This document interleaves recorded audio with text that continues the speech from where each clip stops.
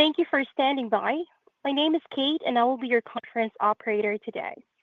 At this time, I would like to welcome everyone to Jeld Wen's second quarter 2025 results.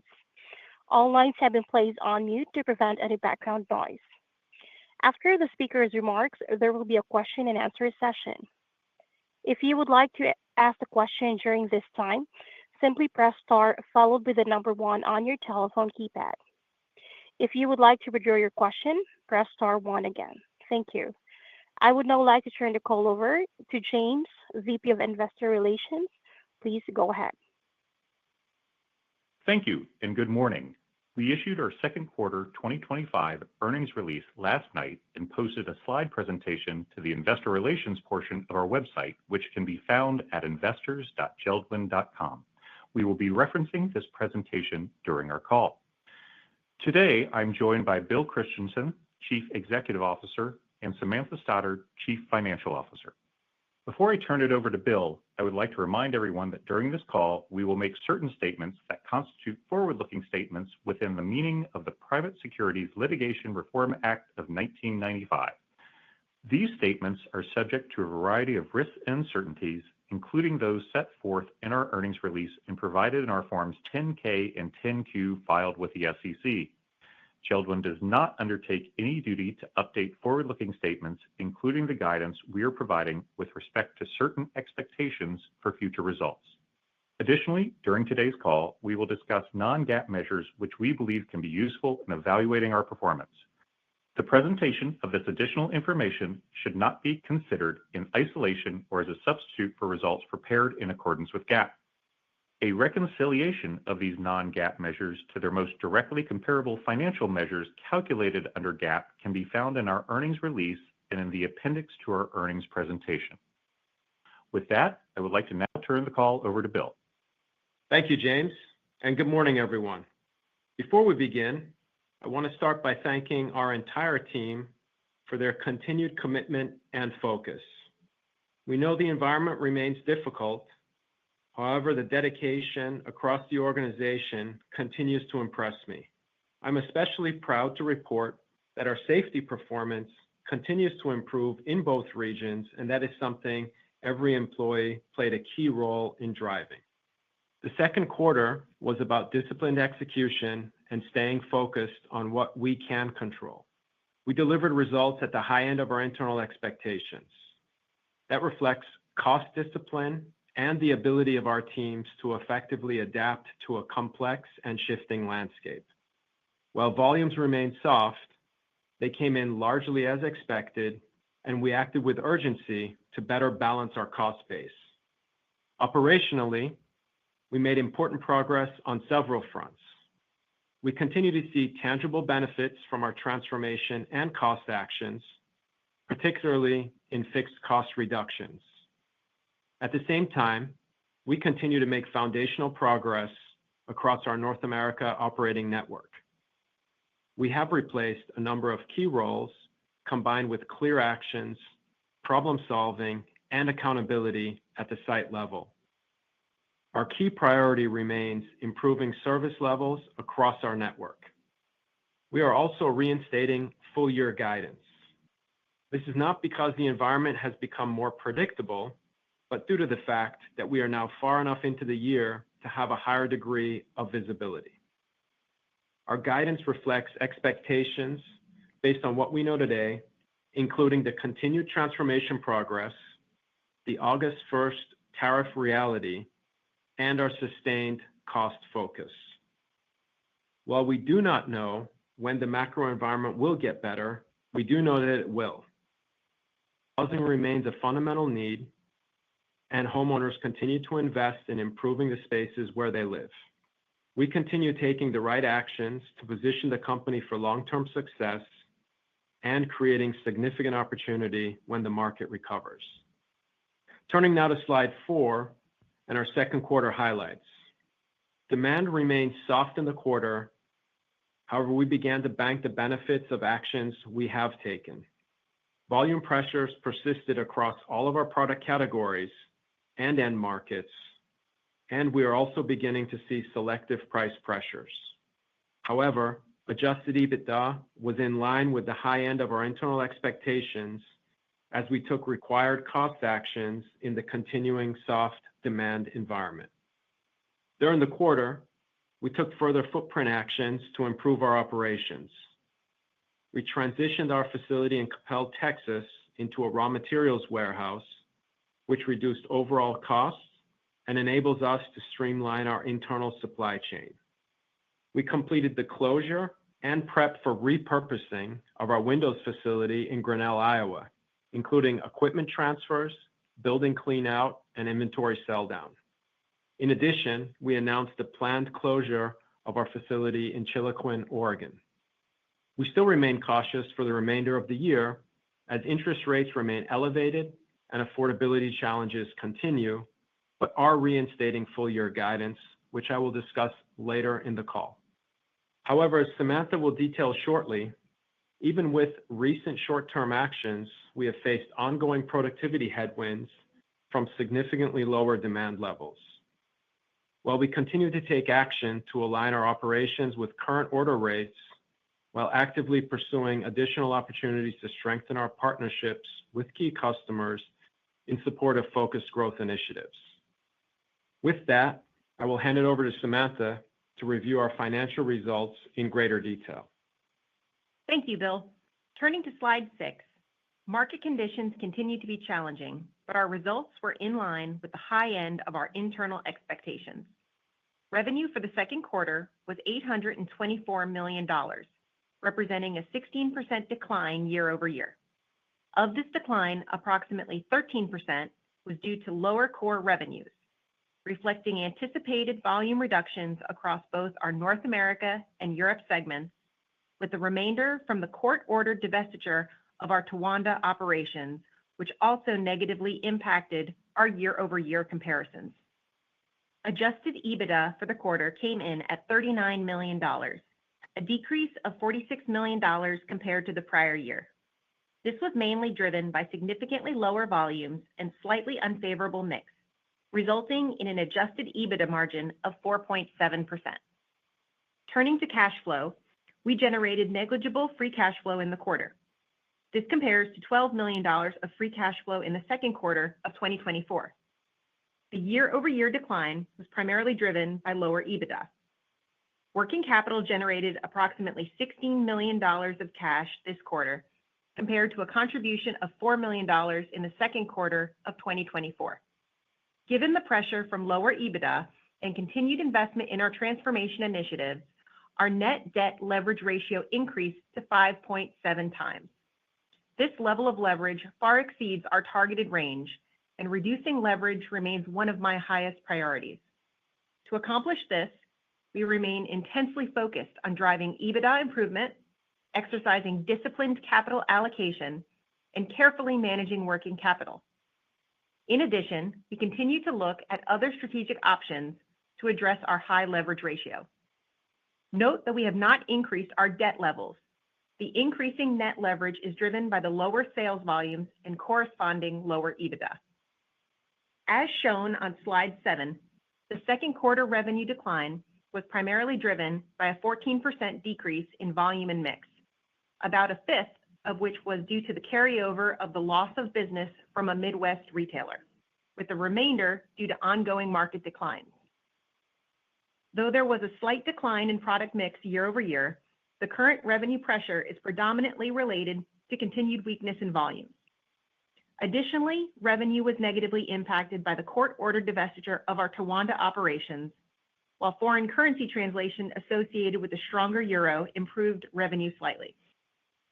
In a few moments, I'll provide additional context and more detailed insights into the underlying market trends affecting our North America and Europe segments. As shown on slide 8, adjusted EBITDA declined by $46 million year over year, primarily reflecting the significant volume declines experienced during the quarter. As anticipated, we continue to face notable cost pressures from labor and material inflation, resulting in negative price-cost dynamics. Additionally, though we continue to drive significant improvements from our transformation initiatives and our short-term cost actions, The lower volume levels created operational inefficiencies across our manufacturing network, further weighing on overall productivity and EBITDA performance. Finally, we had positive SG&A and other income year over year, demonstrating the realization of the cost actions we continue to execute across SG&A. Moving to our segment results on slide 9, our North America segment reported revenue of $556 million for the second quarter, representing a 22% decline compared to the prior year. Of this, core revenues decreased by 15%, primarily driven by lower volumes.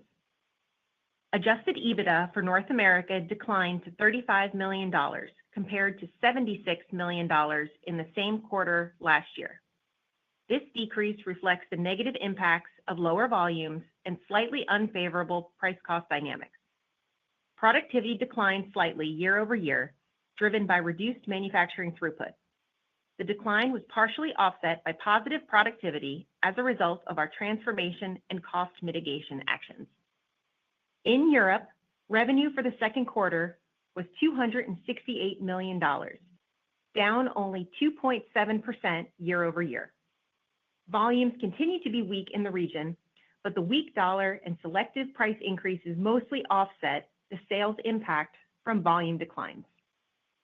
Adjusted EBITDA was $17 million, a decline of $3 million from the prior year, resulting in an adjusted EBITDA margin of 6.4%. While we achieved productivity improvements in the region, it only partially offset the adverse impacts from reduced volume. Before turning it back to Bill, I want to take a moment to address tariffs, which continue to be a focus for many of our investors. If you turn to slide 10, you will see an overview of our current exposure based on the most recent tariff landscape. At current rates, we estimate the annualized impact of tariffs on our business to be approximately $40 million, with around $17 million expected to affect our financial results in 2025. While the situation remains dynamic, our pricing actions are designed to recover the vast majority of these costs through customer surcharges. From a sourcing standpoint, our exposure remains relatively limited. Roughly 13% of our combined Tier 1 and Tier 2 supplier spend is subject to potential tariff impact. Direct sourcing from China represents less than 1% of our total material spend. Even when including Tier 2 exposure, our China exposure is still only about 5%.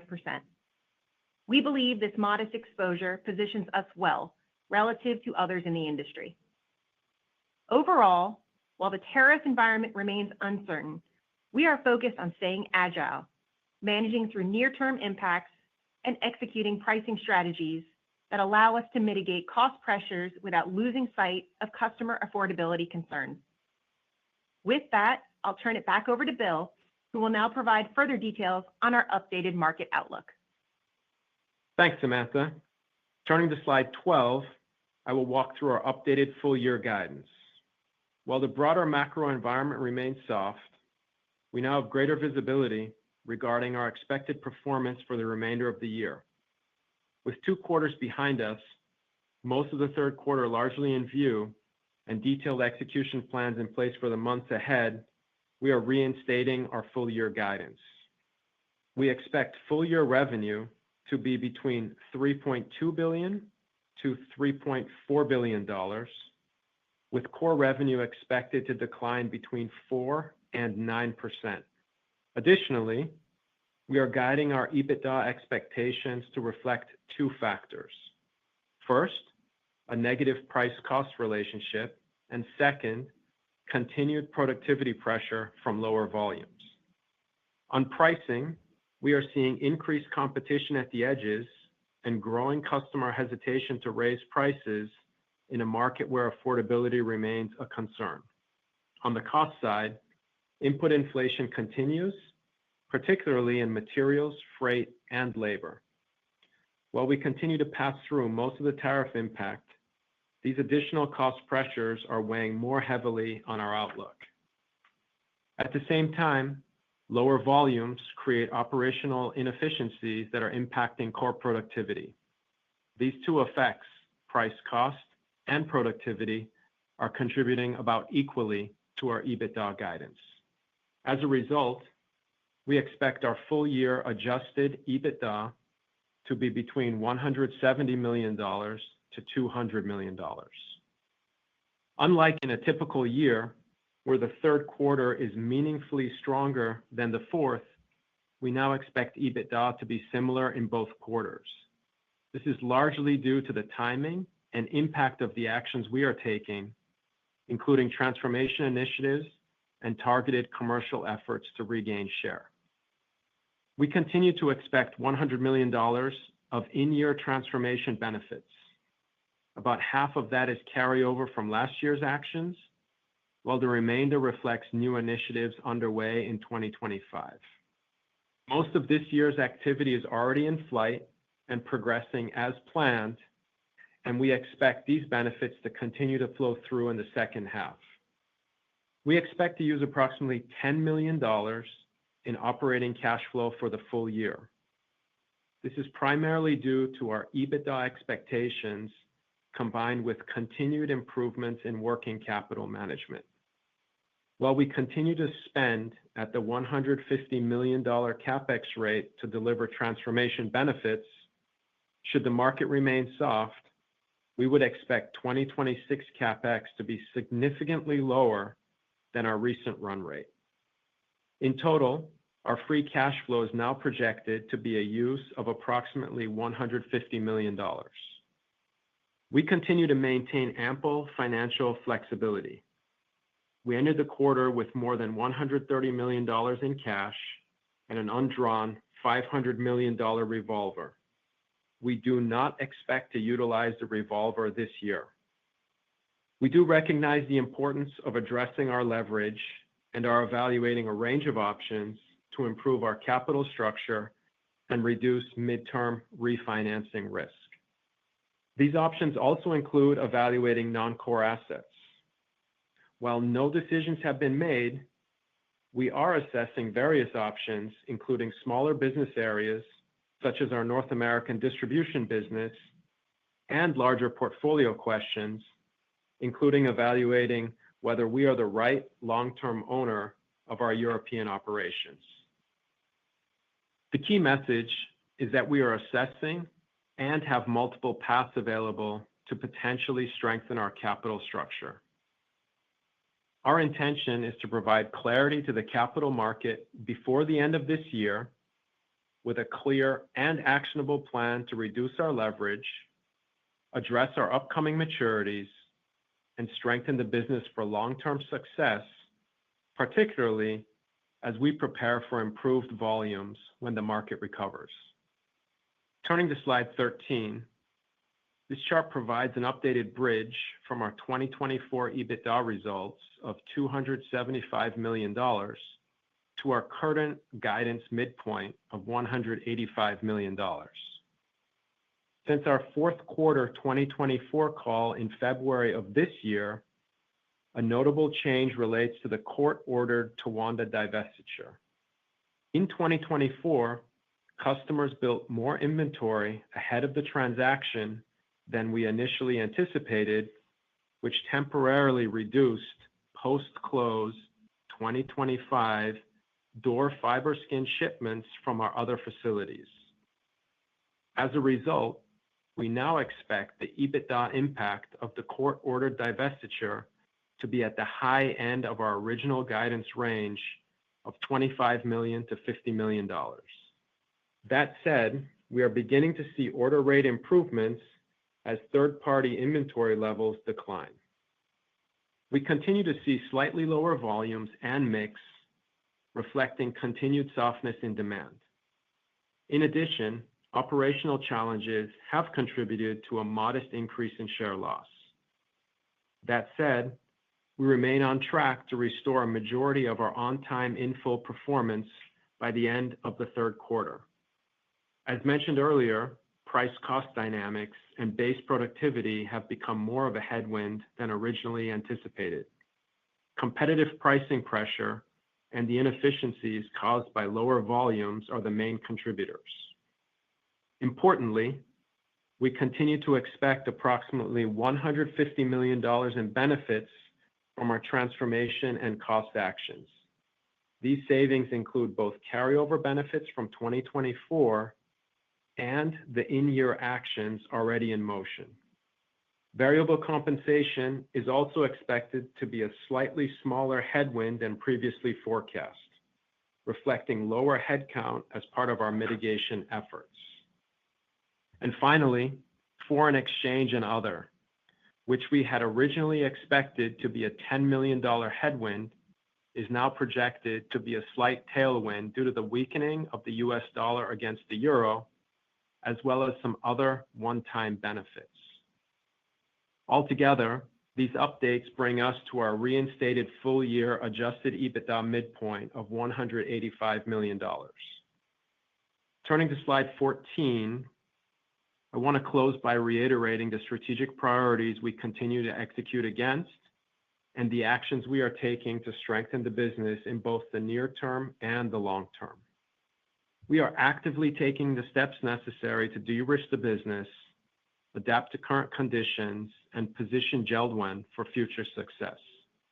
These efforts are well underway, and we will update investors by the end of the year with a detailed plan to improve our capital structure, address our near-term maturities, and ensure the company is prepared to grow as market conditions improve. As we look ahead, our strategic priorities remain clear and actionable.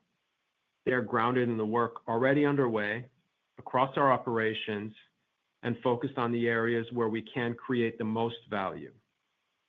First, we continue to rebuild strong, reliable partnerships with our customers. Service levels are improving across the business, lead times are coming down, and we are doing this while maintaining our commitment to safety, which continues to improve year over year. By aligning our teams around clear, measurable goals such as safety, quality, and on-time delivery, we are better positioned to deliver exactly what our customers expect: the right product, built with consistency, delivered in full and on time. Second, we are optimizing our manufacturing and distribution network. We continue to operate with excess capacity in parts of the business. That reality is not new, and we continue to have a disciplined approach to aligning our footprint with demand while also improving service and minimizing disruption to customers. Third, we are investing in automation to reduce costs, improve consistency, and drive long-term efficiency. Although past underinvestment contributed to operational complexity, we are now making steady progress in modernizing our network and enhancing productivity. One of our largest initiatives, the automation of our door facility in Garland, Texas, is now ramping up as per our internal plan, and we are already seeing meaningful benefits from the new automated production line. As we take these steps, I want to recognize and thank our teams for the work they're doing every day. Their focus, energy, and commitment make this transformation possible. I also want to thank our customers for continuing to work with us as we further improve our service and strengthen our operations. We know that housing remains a long-term need, and we are confident that the actions we are taking today, both operational and strategic, are setting this company up for meaningful, sustainable improvement. We are addressing the issues head-on, and we are building a stronger Jeld Wen for the years ahead. Thank you once again for your continued support and interest. With that, I'll now turn the call back over to James for the Q&A. Thanks, Bill. Operator, we're now ready to begin Q&A. At this time, I would like to remind everyone, in order to ask the question, please press star, then the number one on your telephone keypad. We request that you limit yourself to one question and one follow-up. We will pause for just a moment to compile the Q&A roster. Your first question comes from the line of Susan Maklari with Goldman Sachs. Your line is open. Thank you. Good morning, everyone. Morning. My first Good morning. My first question is focusing on the efforts that you have to optimize the network. You walked through, Bill, some of the steps that you've realized in the last quarter or so. Can you just give us a bit more detail on where you are within that process, how we should think about the efforts that will come through in the back half of this year and the implications that could have to the near-term margins? Yeah, sure. Thanks for the question, Susan. I'd say when we're looking at a high level on our operating network, we're over the 50-yard line, but we still have a lot of work to do. We're being cautious in the back half of the year and slowing pace slightly on network consolidations. And there's a couple of reasons for that. Number one, we want to make sure we're preserving capital because there still is a high level of uncertainty in the market. And we also want to limit service disruptions. As we've been consolidating sites, we have had some service disruptions for our customers. And our main priority is to make sure we are delivering what our customers need when they need it. So we are slowing the consolidation efforts in the back half of the year. We're still on track to hit our targets by the end of 26 or 27. But all of the actions that we've taken are baked into the $100 million of transformation benefits that we have flagged on the call today, 50 from last year and 50 of this year, that we would expect to drop throughout the year and create that $100 million. So on track, but I'd say slightly slowing the rate of progression based on what I just said. And Susan, just to add on that, when you look at the phasing of our EBITDA and the back half being more heavily weighted, some of that ties to around some of the actions we've already taken in our network. When you think about taking the Grinnell Windows site offline and repurposing it to a door site, that did remove carrying costs, and you'll see that land in the back half of this year. Okay, that's helpful color.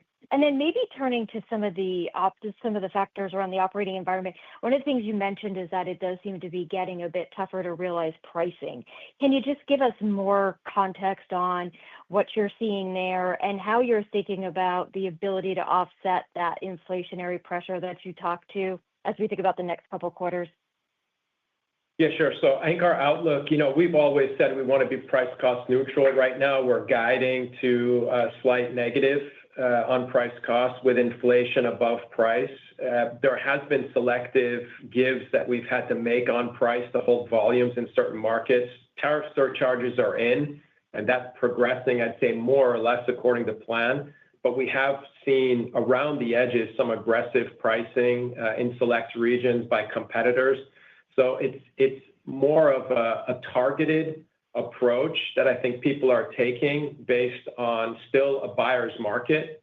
As we look to the back half of the year, I think what I'd signal, the market is still negative in our view, but the rate of decline is slowing, which is for us, I think, one of the first signals that we need to see, to get towards the bottom.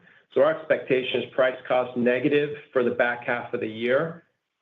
But we've been able to put tariff surcharges in, which is encouraging. And I think I'd say that just in the general market, it seems to be maintaining a balance, even though volumes are still tight.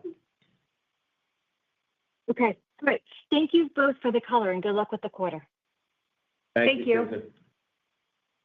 Your next question comes from the line of John Lovallo with UBS. Your line is open.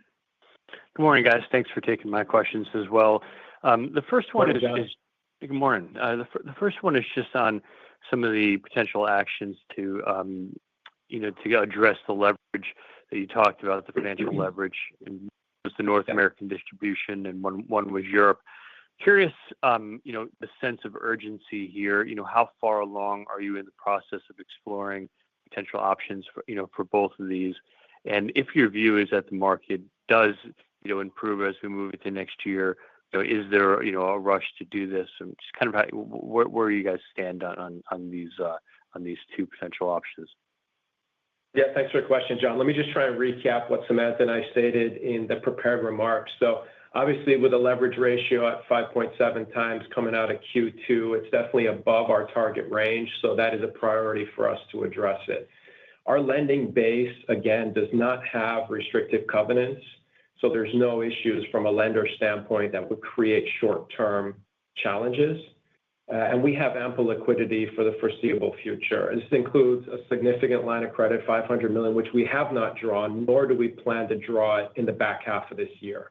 So I think that's setting the stage to really reiterate, this is something that we need to do very thoughtfully. To your point, we don't have time pressure because we have ample liquidity. Obviously, we don't like the elevated leverage and know we need to adjust it into a range that's reasonable, but we're going to take our time. So I'd say we're, in the first innings of really reviewing multiple options, and we do have multiple options, and we want to make sure we strike a good balance between execution, cost of implementation, and kind of overall capital structure as we're looking out towards a market that, will rebound, and we need to be ready for that. So there's a lot of factors going into this. That's why we feel confident that, we can come back to the capital market before the end of the year with specific details. We have some maturities, but that's not until the end of next year. So we really feel that the back half of the year will be two things: running the business, delivering the results, but also making sure we have a very crisp and clear plan on the capital structure. Okay, that's helpful, Bill. And then, just some quick math. It seems like the second half implied incremental EBITDA margins over 60%, and we're looking at an EBITDA margin of 7.3 versus, call it under 4% in the first half. Just curious, some of the primary levers here to drive that improvement in profitability. Sure, John, this is Samantha. The incremental on the volume itself is still going to be around 30%. So when you think about the volume lift, we'll have 30% flow through to EBITDA. Then you have discrete actions that are being driven that essentially create additional lift into the EBITDA margin. So I talked earlier about some of the footprint actions that we've taken that have already been executed, and we see those benefits flowing through in the back half.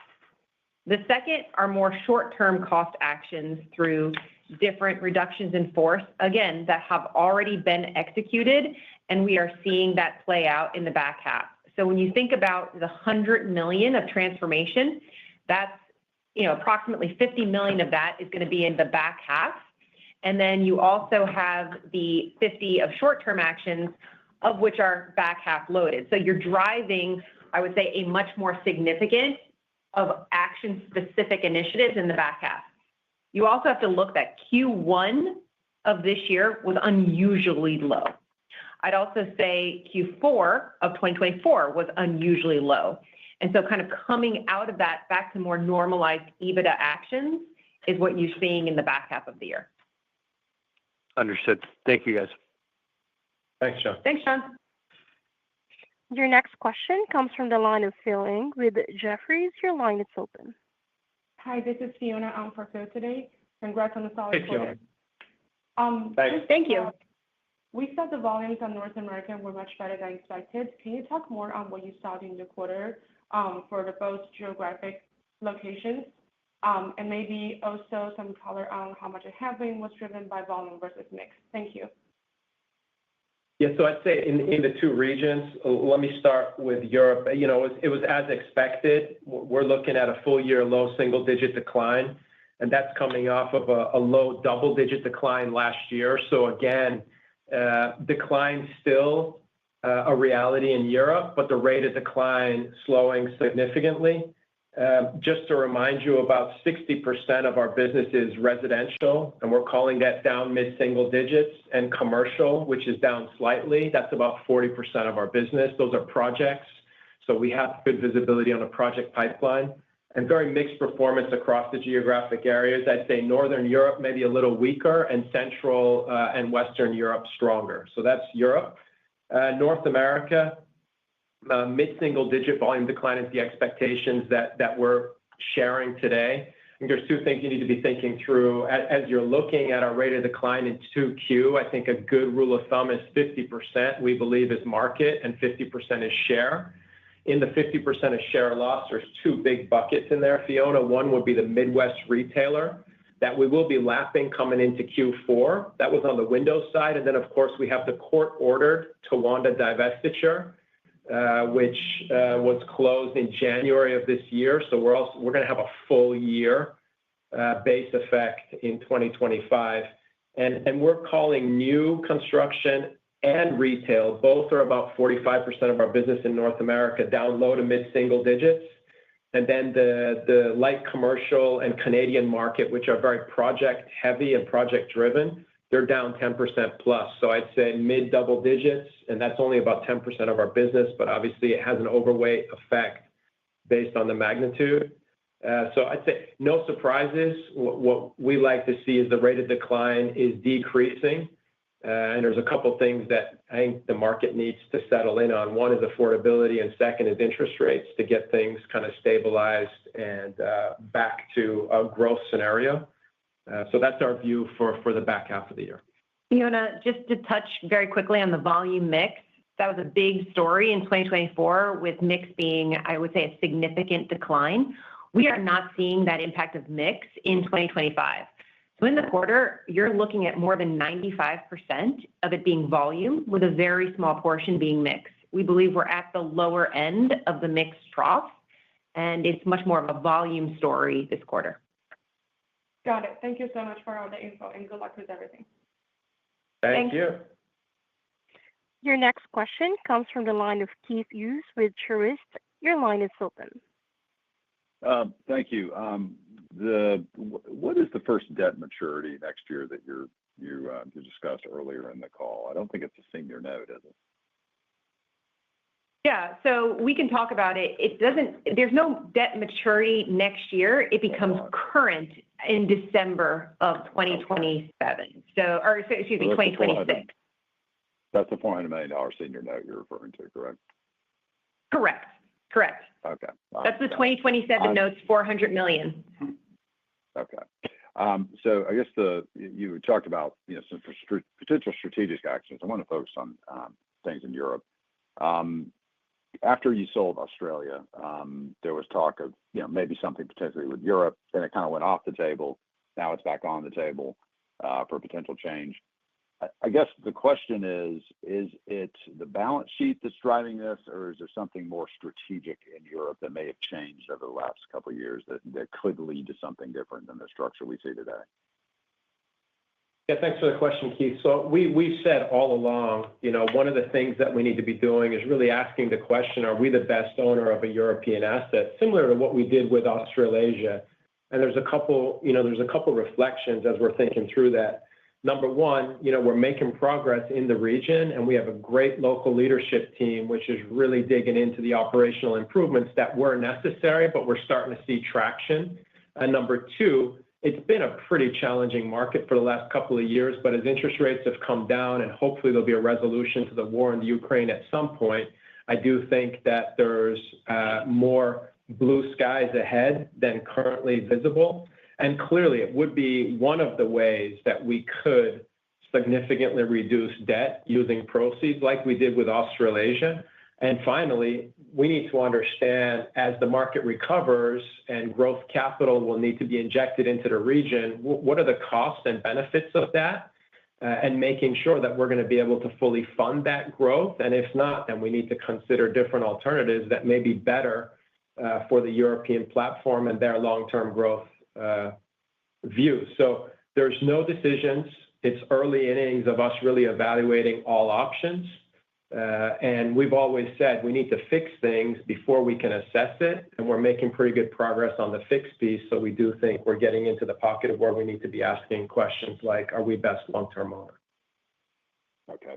Final question. In the guide, you talked about core revenue being down 4 to 9%. What would that translate with Towanda? What would that translate into total company revenue decline? So from an overall standpoint, Keith, the revenue decline that we're expecting from Towanda, and you remember we guided right around the time of the announcement of the divestiture in December of 2024, we would expect that to be closer to the high end of the range. So think about 170 again to around 200 million. That's the high end that we would expect from the loss of Towanda. So when you think about kind of putting it in the pocket, it's around 5 or 6% of North America. Okay, great. Thank you very much. Thank you. Thanks, Keith. Your next question comes from the line of Matthew Bouley with Barclays. Your line is open. Good morning. You have Anika Delakia on for Matt today. Thank you for taking the Hey, question. good morning. Good morning. Morning. So looking at the EBITDA bridge for the quarter, we saw positive productivity turning from negative last quarter. So it seems like we're starting to see some of those transformation costs flow through. But when I look at the fiscal year bridge, it still shows the negative productivity, which is suggesting that it's driving negative volume. So I'm just thinking about how you're thinking about this bucket moving into 2026 and your ability to achieve productivity in a negative volume environment. Thanks. Sure. So talking about when you think of overall productivity, you're factoring in some of the short-term cost actions and some of the transformation. So when we think about transformation, we talked earlier about the footprint actions, and that's driving a lot of fixed overhead productivity year over year. When I think of in the guidance bridge and showing kind of that negative base productivity, that's truly the volume leverage on lower volumes that we have across our network. Think of it from a lower utilization of our capacity. However, we do want to have capacity that is ready for when the market does rebound so that we can grow. And we are already targeting growth initiatives that we expect to start realizing in Q4 when you see kind of the phasing of our revenue in the back half of the year. So from a productivity standpoint, again, total productivity will likely still be higher for the full year. But again, that base productivity, I would say negative offset, some of the transformation and cost actions is really just, again, around some of the volume leverage. Great. That's helpful. Thank you. And then for my second question, just shifting gears a little bit, I'm wondering if you can parse out any details on how windows are performing relative to doors. Are you seeing maybe a greater mix down on one versus the other? And then in terms of tariffs, is one more domestically sourced or how we should think about that? Any details on those categories would be helpful. Thanks. Yeah, so I'll address the tariff question first. We're not seeing any significant change between windows and doors as affected by tariffs. I would say, pretty consistent between both businesses. From a windows standpoint, you asked also about the mix. The mix down that we experienced really happened in 2024. So we're still seeing folks being more challenged by affordability concerns, staying at that lower end of the product base, but we are not seeing any further mix down in 2025. It's very minimal, as I said, let's call it 3 to 5% of the total volume mix headwinds that we see. I would say in general, it's been pretty consistent between both businesses. I wouldn't have anything specific to call out. We haven't seen that mix up, if that makes sense. Got it. Thank you and good luck. Thanks. Thank you. Before going to the next question, I would like to remind everyone in order to ask a question, please press star, then the number one on your telephone keypad. Your next question comes from the line of Mike Dahl with RBC Capital Markets. Your line is open. Hi, this is Chris on for Mike. Just going back to the full year guide and what's implied for the back half, could you maybe give some more color on the volume mix dynamics you're expecting in the back half of the year, how that compares between kind of the non-res versus the new res end market in North America and Europe? Sure. So on the back half of the year, I think there's two different factors that you have to think about, Chris. The first one is that from a year-on-year comp standpoint, we are lapping some of the share loss on that Midwest retailer. And so it's an easier comp going into the back half of the year. The other is that we are targeting the area that we are targeting for growth is around sort of our traditional channel. And we are already seeing some of the gains picking up through some of our, again, very specific targeted actions to grow our windows base with builders because we have additional share that we could gain there, as well as some initiatives that we're driving through the transformation office around kind of a stock build program. So you have the combination of lapping some of the year-on-year comps as well as targeted growth. And so you do see a stronger volume in Q4 than traditionally that we have felt, I would say, from a phasing perspective year on year. And just to clarify, from an end market perspective, understanding that the moving parts around share loss and potential share gain, but just from an end market perspective for new res and how are you guys thinking about market declines building in the back half of the year? Yeah, so we're calling it, Chris, as we said, we're calling it down low to mid-single digits in North America, and it's fairly balanced, new and resi in our portfolio. So we expect that run rate to continue through the back half of the year. But again, if you comp it year over year, the rate of decline is slowing. And also, y'all, as Samantha called out, don't forget that there's a share aspect that you have to consider with our court-ordered divestiture of Towanda and the loss of the Midwest retailer versus kind of the underlying market decline. Got it. Okay. And if I could just sneak one last one in, just going back to the second half implied ramp of transformation and headwind mitigation. I know you said some of that's already been playing out in the first half of the year, but is there any way you could give maybe some bucketing around that, kind of what specific actions are driving, the step up in the back half of the year, either on the headwind mitigation side or the transformation side? I think would be helpful. Thank you. Sure. So transformation, you can think about it being very evenly split on 50-50 when you think of the $100 million bucket. So I think that's a pretty fair assessment. On the cost mitigation side of the $50 million actions in the full year, you're going to have, I would say, slightly more than 2/3 of that in the back half of the year that you don't have in the first half. In addition, in Q1, you had significant negative productivity because the volumes dropped off more significantly in Q4 '24 and Q1 '25 that we were not able to adapt our operating structure as quickly as possible. So that's also having an impact in, I would say, the first half from a base productivity decline that you see improving throughout the year. In terms of the big buckets of what that would be, I would say the two largest buckets would be around plant closures, most of which we have already announced, plus reductions in force, a significant portion which we have announced in March, and we're seeing that play out in the back half. Those are, I would say, the two largest predominant buckets. And then the other last piece being some of the transformation initiatives on growth, and then the incremental EBITDA flowing through on those picking up as well. Understood. Appreciate all the color. All right. Thanks, Chris. I will turn the call back over to James Armstrong for closing remarks.